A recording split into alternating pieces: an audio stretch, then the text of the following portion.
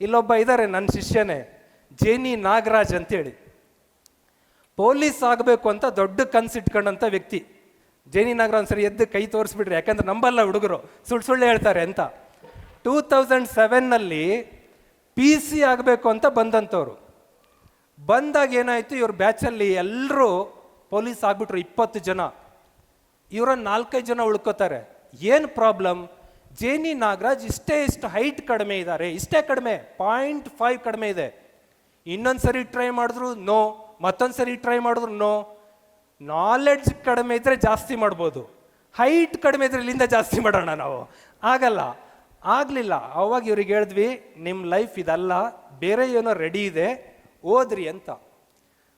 2009ರಲ್ಲಿ ಭಾರತದ railway ಡಿಪಾರ್ಟ್ಮೆಂಟ್ಗೆ exam ಬರೀತಾರೆ. ಅವಾಗ ಗೈಡ್ ಮಾಡಿದ್ವಿ ನಾವು. ಇಂಡಿಯನ್ ರೈಲ್ವೆಗೆ ಸೇರ್ಕೊಂಡ್ರು. ಇವತ್ತು ಹುಬ್ಬಳ್ಳಿನಲ್ಲಿ ಒಬ್ಬ B ದರ್ಜೆ ಅಧಿಕಾರಿಯಾಗಿದ್ದಾರೆ. ಅವ್ರ ಜೊತೆ ಪೊಲೀಸ್ ಆದವ್ರು ಇನ್ನು ಕಾನ್ಸ್ಟೇಬಲ್ಲೇ, ಭಾಳ ಅಂದ್ರೆ ಹೆಡ್ ಕಾನ್ಸ್ಟೇಬಲ್. ಇವ್ರು ಇವತ್ತು ಒಬ್ಬ ಆಫೀಸರ್.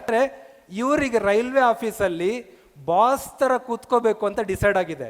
ಟ್ರಾಫಿಕಲ್ಲಿ ನಿಂತ್ಕೊಂಡು ಹಿಂಗೆ ಅನ್ಬೇಕು ಅಂತ ಡಿಸೈಡ್ ಇಲ್ಲ.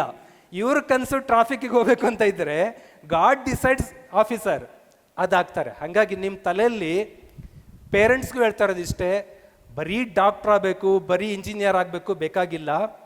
ಬ್ಯೂಟಿಫುಲ್ ಲೈಫ್ ಇದೆ. ನಿಮ್ಮ ಮಗು ಒಂದು ಅದ್ಭುತ ಸ್ಟಾರ್ ಆಗೋದಕ್ಕೆ ಏನು ಬೇಕಾದ್ರೆ ಅವಕಾಶ ಇದೆ, ಅದನ್ನು ಬಳಸ್ಕೊಳ್ಳೋದಕ್ಕೆ ಫ್ರೀ ಬಿಡ್ರಿ.